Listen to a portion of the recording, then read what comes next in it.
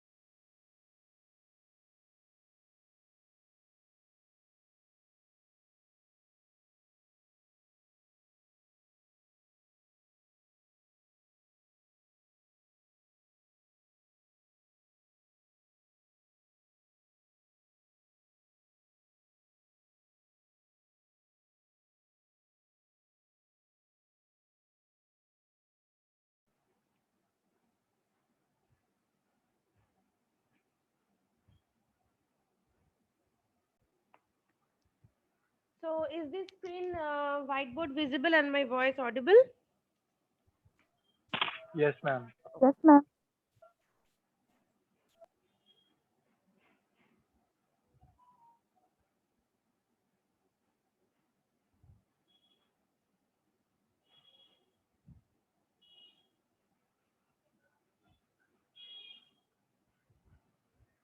Okay. So, in the last class, we studied about this requirement analysis and specification phase, and then we studied about the design phase, where we studied that two type of approaches are there. We can either follow the procedural design approach when we use the procedural programming languages like C, and we can follow the object oriented design approach when we use object oriented language like Java. And under procedural design approach, we use data flow diagrams, DFDs, to represent our pictures. And under object oriented design approach, we use UML diagrams in order to represent our pictures. So far we have studied, out of the 5 phases, we have studied the 3 phases: the feasibility, the requirement analysis specification, and the design. The next phase is this coding and unit testing. So the purpose of this coding and unit testing phase is that whatever design we have designed in our design phase, we will transform it into a code, that is into a programming language, into a source code. And we will also ensure, this is the part that the coding is concerned, that is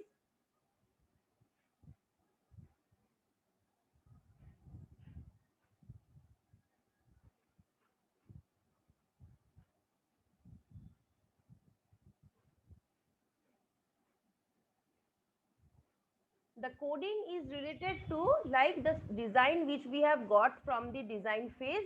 We will try to implement it in some programming language, and we will try to change it into, transform it into a source code.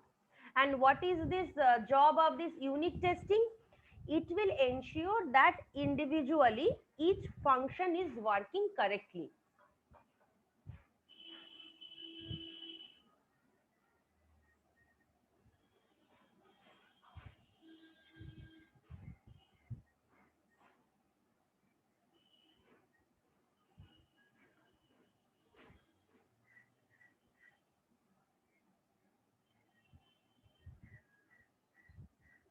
So the job of this coding phase is to translate the design into a code, or into a programming language where we will write codes.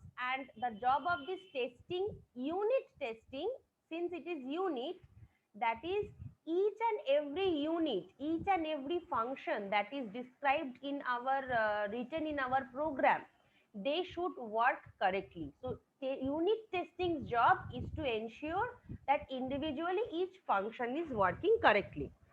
So the coding phase, it is also sometimes referred to as implementation phase, because since we implement it in a particular language with which we want to design our software product or service with, it's also known as, this coding phase is also known as implementation phase. because the design is implemented into a workable solution in this phase. So each component of the design, it is implemented into a program module. So each component in my design will be implemented as a program module. So separate components will have separate modules, and also there may be interfacing between different modules. If suppose my result from one component will go to another component in my design, then obviously the function in my module 1 will invoke module 2. So like this, whatever it is designed, each component we will represent it into a program module. So the end product of this phase will be what? The end product of this coding phase will be a set of program modules, right? We have a set of program modules, and after this coding and unit testing, after this unit testing, since we will be individually testing each and every module to ensure that it is correctly working or not, so the output from this phase will be what? The output from this entire coding and unit testing phase will be a set of program modules that had been individually unit tested. So the main objective of unit testing is to determine that the correct working of the individual modules are existing. And in order to carry out this unit testing, specific activities are there which we will be studying in details. There is a chapter itself, coding and unit testing, in the later modules. There we will be studying. But as of now, in order to carry out the testing, we need to design some test cases. So how do we design these test cases? How do we perform the test? Then there is debugging of the errors, then there is this management of the test cases. So all these things, all these activities are included in the unit testing, and when all these activities are done, we have the modules which are individually unit tested. So this was the concept about this coding and unit testing phase. So is there any query in understanding this phase or the working principle of this phase?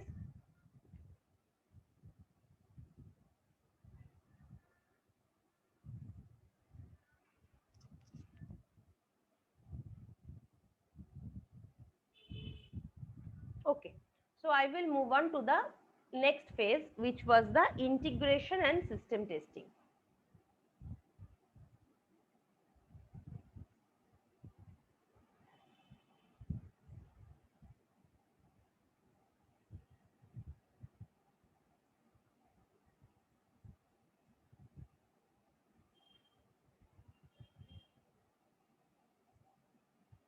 Okay, so as we know from the name, integration means what? To integrate everything.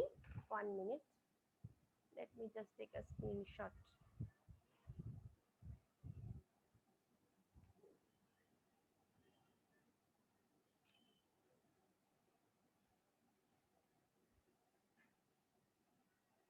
Okay, so this, the different individual modules which we have coded and which we have tested in the last phase, these different modules, they are undertaken and then they are integrated together. That is, during this integration and system testing phase, the different modules which we have got after coding and unit testing phase, they are integrated in a planned manner. That is, they are put together in a planned manner. So the various modules making up a software, they are never integrated at one go. No. Suppose from the coding and testing phase, I have 50 modules. One, two, three, like this, I have 10 modules, 50 modules. So, what will this phase do? They will take all the 50 modules together and they will do the testing? No.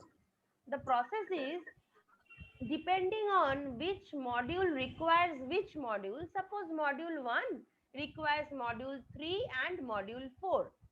So what this will do? Module 1, 3, 4 will be taken together, will be integrated together, and we will perform the testing.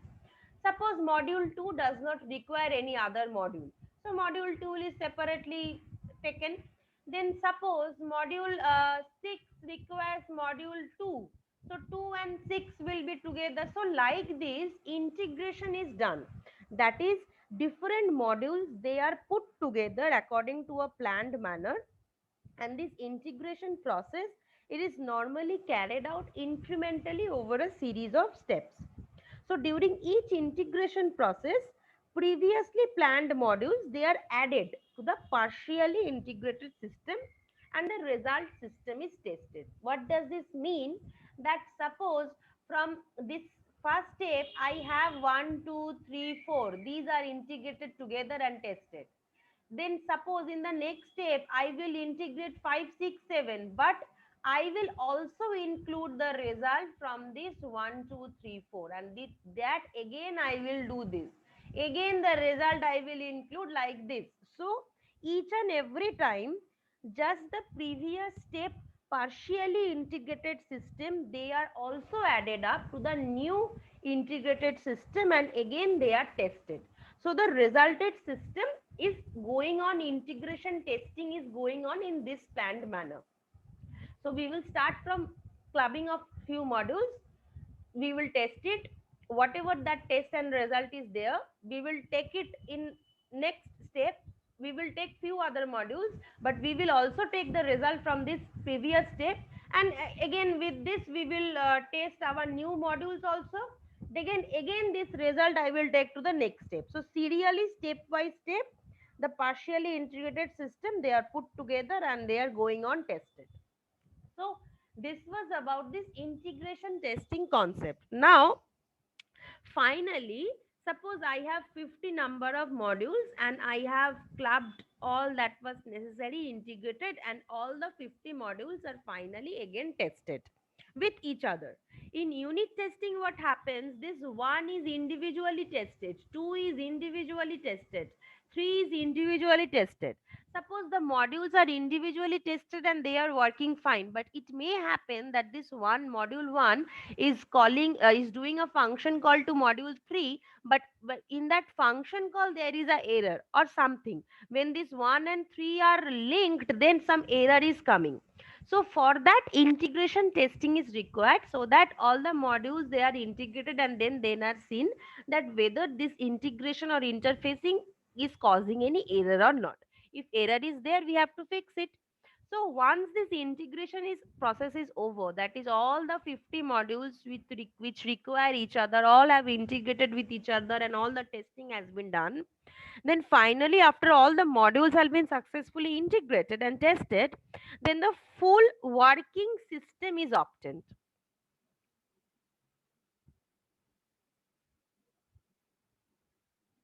We have the entire working system. Suppose I am developing one app, and for making that app, from my design I have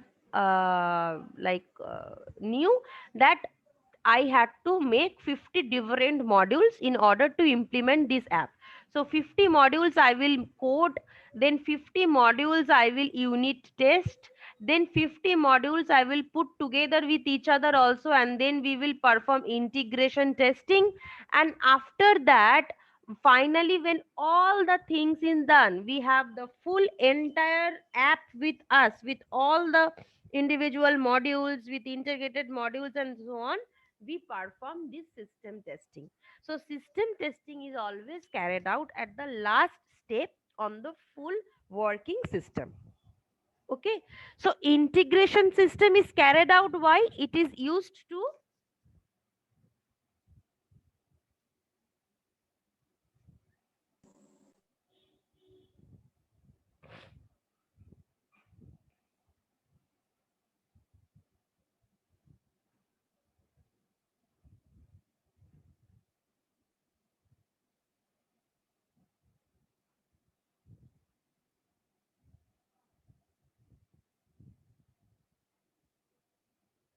right? So this is the aim of our integration testing, because our integration testing is done to verify that the interfaces among these different users, sorry, I have written users, na units, sorry.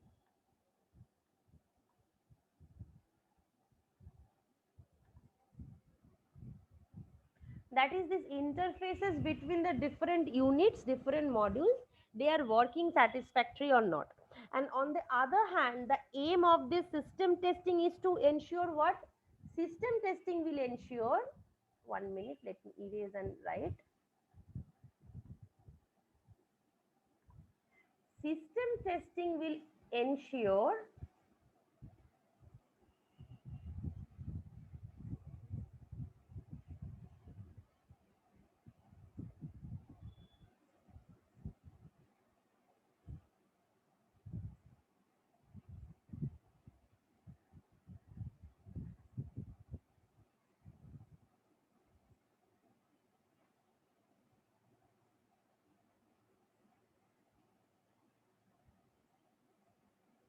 the goal of integration testing is to verify that the different interfaces between the different units, they are working okay or not, that is they are working satisfactory or not. But the goal and the aim of system testing is to ensure that the developed system, it conforms to the requirements that has been documented in the SRS document.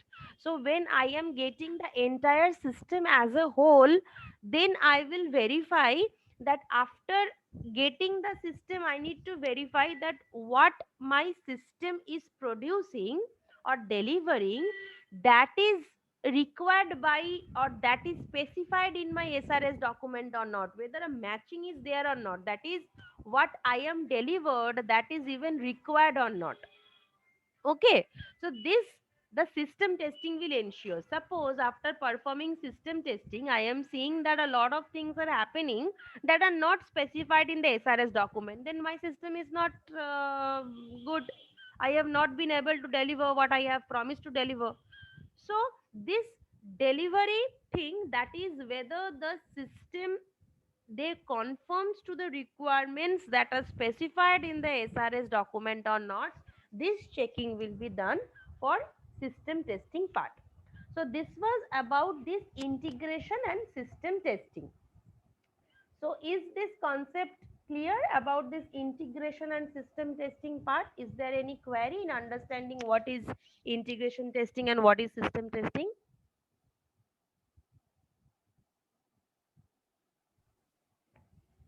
No, ma'am.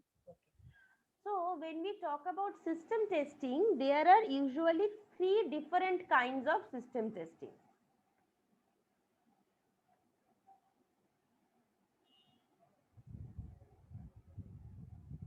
This system testing is of three kinds. One we say alpha testing, one we say beta testing, another we say acceptance testing. Actually this subject na, I know it's a bit it appears a bit boring because it's a theoretical subject, but if you just follow and listen to the lectures and see what is like this, notice the work, this whiteboard carefully, and just memorize this entire concept in the form of a story, I do not think that it is a very difficult subject. It's actually a very easy subject. You do not need to mug up anything. Normal concepts you just need, just any normal thinking, whatever you think, that is only applied in this subject. So whenever I say that I need to test whether my system conforms to the requirements specified in the SRS document or not, then this testing needs to be done from the client side. Because when I from the company side I have made the product, I will always say that yes, I have done everything right. But when the person or the people who will take the delivery, they will justify no, that whether it is okay or not. I wanted to use a app, some company had made the app and saying that we have done it very perfectly, then I am seeing that whatever I was wanting, that things I am not being able to use, then what is the use of this thing? So system testing will perform majority by the customers, and obviously few section is there for the development team. So this alpha testing is the testing which is performed by the development team, that is the testing team. first system testing they will perform. The development team, the organization, they will perform this testing in order to see from their side that yes, the functionalities the client demanded we were providing. Then then that system will pass through beta testing phase. In beta testing phase, it is it is performed by a friendly set of customers.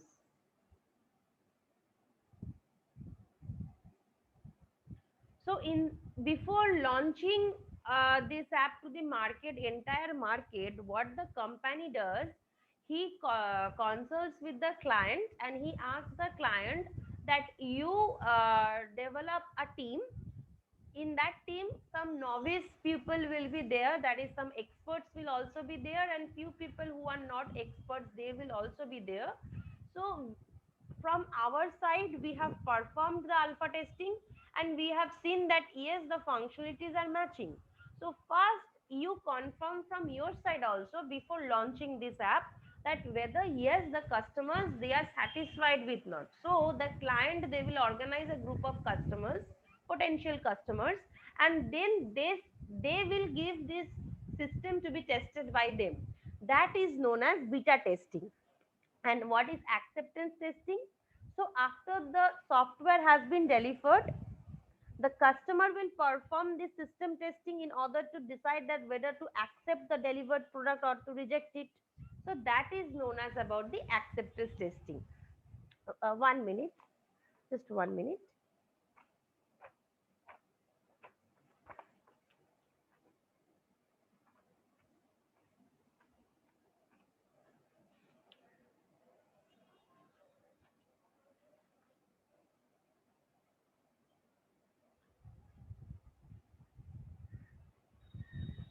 So what is this alpha testing? Alpha testing is referred to that system testing which is carried out by the test team within the development organization and the development team itself. What is beta testing? Beta testing is the testing which is performed by a selected group of friendly customers. And what is acceptance testing? It is the testing performed by the customer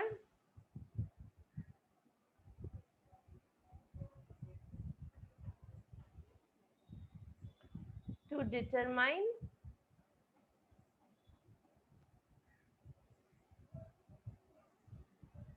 whether to accept the delivery of the system.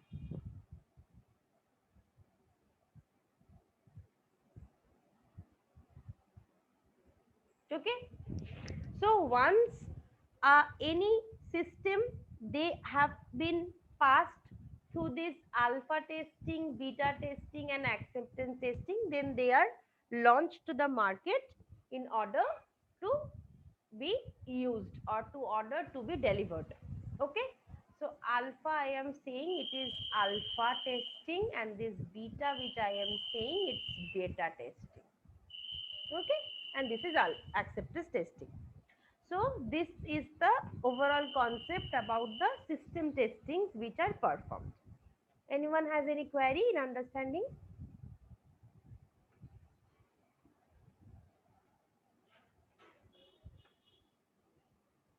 Okay. So I will move to the next last phase, that is the maintenance phase. No, ma'am. Okay. So this was the last phase in my waterfall model. First there was feasibility, then there was requirement analysis and specification, then there was design, then there was coding and unit testing, then there was integration and system testing, and the last phase which goes on till the software is ended, that is the maintenance phase. Now, this total effort which is spent on the maintenance of a typical software during its operation phase, it is much more than the effort required for developing the software. So many studies has been carried out in the past, and this confirms and indicates that the ratio of the effort of developing a typical software product and the total effort meant for its maintaining for its performance is in the format of this 40 to 60. So maintenance part is more than the development effort. Now this maintenance, it have required in three type of situations. The first is the corrective maintenance.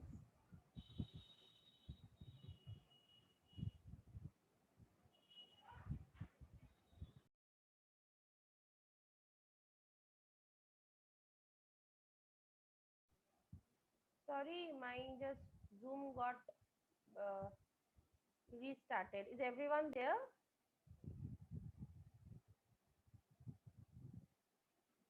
Is everyone there? Yes, Yes, ma'am. ma'am.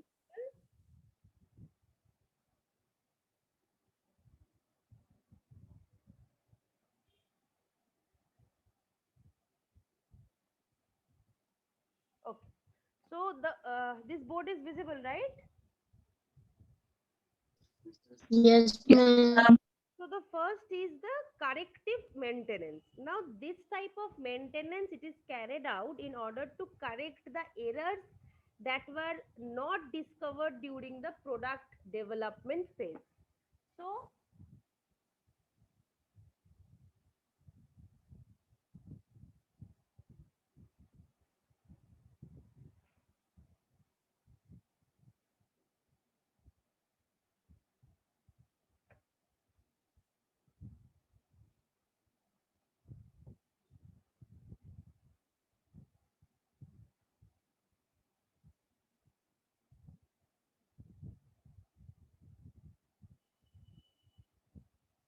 so if there are any errors which are overlooked during the product development phase, then corrective maintenance is required. Then those errors need to be corrected.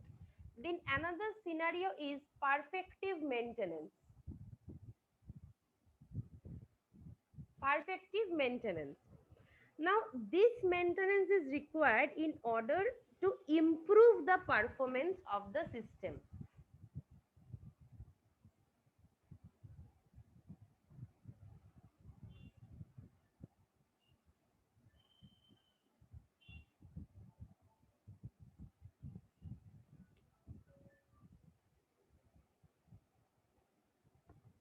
So, suppose my app is working fine, but my customers are saying this app is working very slow, or they are saying that these five features which you have provided is okay, but if one additional feature you would have provided, then it would have been better. So, this type of scenarios where we need to improve the performance of the system, or we need to enhance the functionalities of the system, enhance or improvise also the functionalities of the system depending on customers requirement. So in those scenarios, the maintenance which occurs we refer to is as perfective maintenance, that is in order to improve the performance or to add or enhance the existing functionalities of the system, which is based on solely on the clients or the customer's request or requirement. Then we say that those type of maintenance is termed as perfective maintenance. And the next maintenance is adaptive maintenance.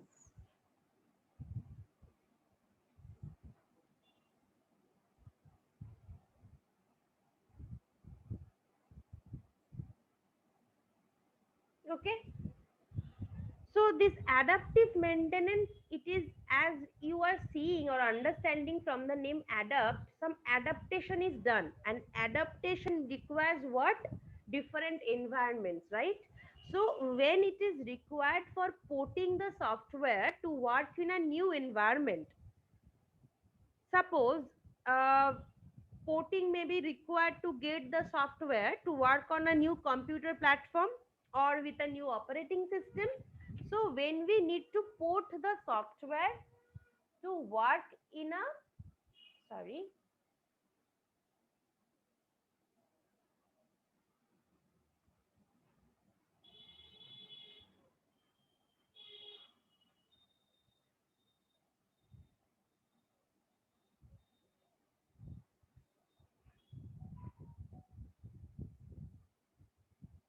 so when we need to port the software, take the software to work in a new environment, then also we require some maintenance, and that is known as adaptive maintenance. Suppose I need to transfer my some MATLAB software has been installed. The installation has been done by the company, and I am changing my server room. I am changing my server machine. So again, that needs to be ported to another OS, another software, another machine. So that installation will, again I will call the installation people and the company people, they will come and they will do this thing. So that is also one type of maintenance. Those maintenance are known as adaptive maintenance, when we want to port the software to work in a new environment. Okay, so this was all about, as a whole, the entire classical waterfall model.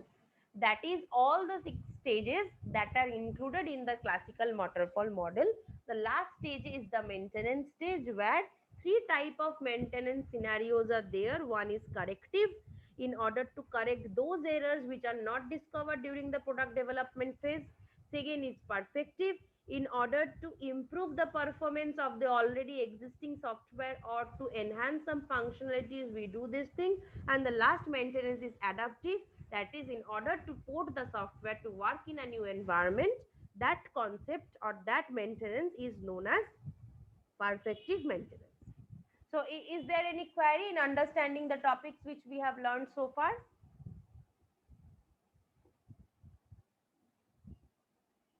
No. So there are, as we have discussed, a few shortcomings of this waterfall model, right? There was definitely some shortcomings due to which the other models were invented. So what are those shortcomings?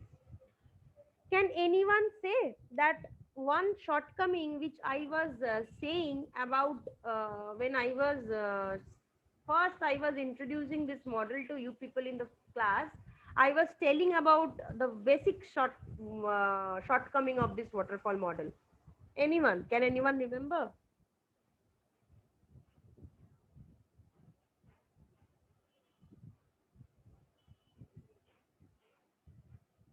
It is Ma'am, something. your voice is breaking. When I was telling about introducing this waterfall model to you people, one famous shortcoming I have pointed out.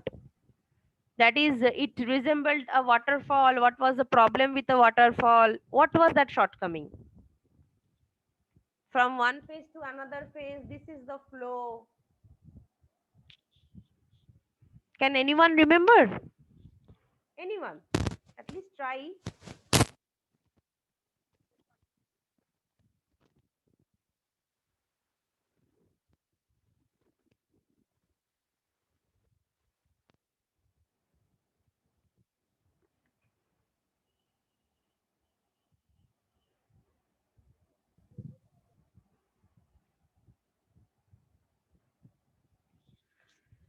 So the first shortcoming is that there is no feedback path.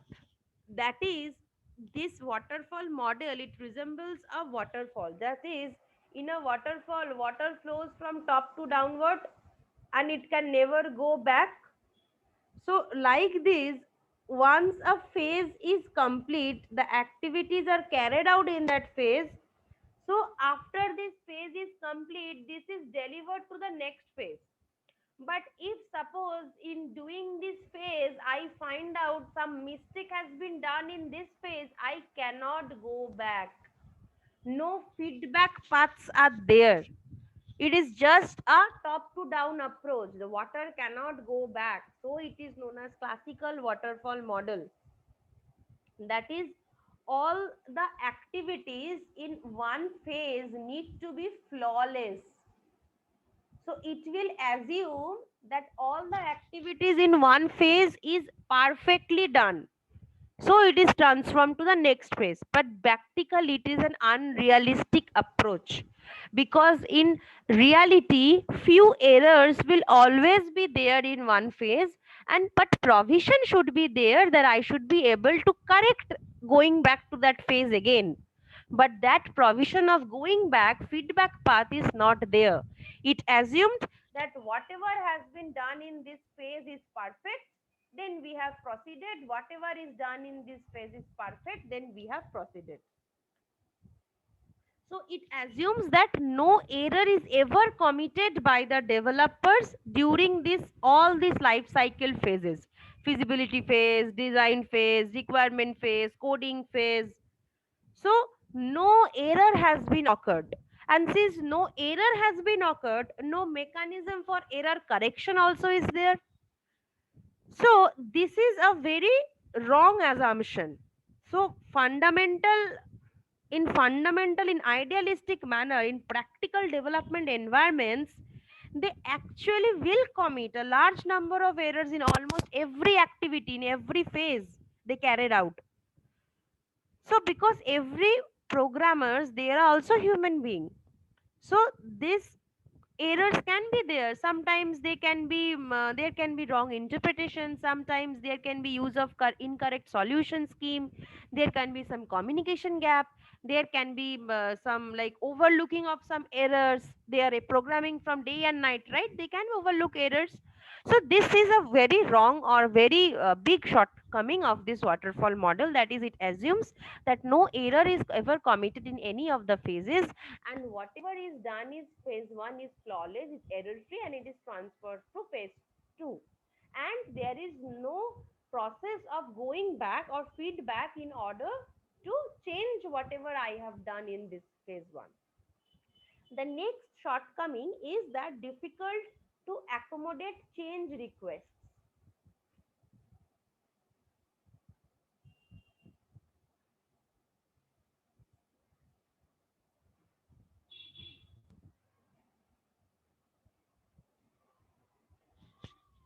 Since this module assumes that all customer requirements, they can be completely and correctly defined at the beginning of the project, so there is much emphasis on creating a complete set of requirements, but it is very much hard to do that. So it is assuming that when a client is approaching a company, he is specifying perfectly whatever he is demanding. So whatever the client specified in day one, they started doing, and they didn't take any other request from the client, and at the end they delivered something. And then the client cannot say that yes, I have told this, but few changes I wanted, few improvisation I wanted to be included. No, it cannot be done. They will assume that whatever the client is saying to do on the first day, it is perfect. They have an entire picture, so they will be providing based on that. But actually on the ground reality na, when you start developing something, the customer requirements, they usually keep on changing with time. So one day they will say, "Oh, okay, fine, these three sections are enough." Maybe next week when you sit with them, they will say, अच्छा ठीक है, इसको थोड़ा और अगर कर देते, हो सकता है क्या, ऐसे करके बोल सकते हैं. But in this classical model, it becomes difficult to accommodate any such requirement changes, requests, which is made by the customer. Because why? Because once the requirement analysis and gatheration phase is done, they will move on to the design phase. And then from design phase, if someone says that I have seen the design, but